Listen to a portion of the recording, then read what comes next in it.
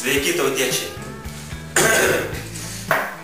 Kaip žinote, spalio 14 sekmadienį vyko parlamento rinkimai, kurių metu pagal demokratinio žaidimų taisyklės buvo nuspręsta, kas valdys Lietuvą artimiausius 4 metus. Deja, nemaža dalis rinkėjų parsidavė už Bambalį. Bambalį. Taip. Kažkaip blogai. Parsidavė už Bambalį.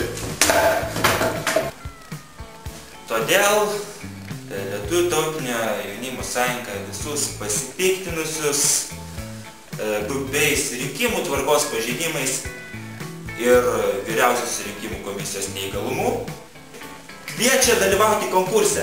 Ką reikia padaryti? Pasiemant Bambalį. Nuplėšėte etiketę, paimat voką, ant voko užrašot vyriausiosios rinkimų komisijos pirmininkui Zenonui Vaigauskui. Zenonui Vaigauskui. Gynėjų gatvė 8, Vilnius, Lietuva. Kitoje pusėje parašykite dėkingi rinkėjai.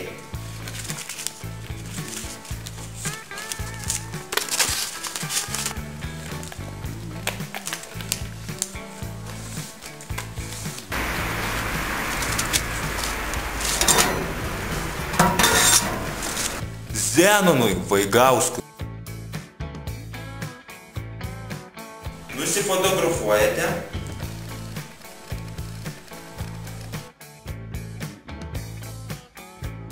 Ir nuotrauką siunčiate į info@tautosjaunimas.lt. Kas 10 žmogus atsiuntęs mums tokią nuotrauką laimės vertingą prizą.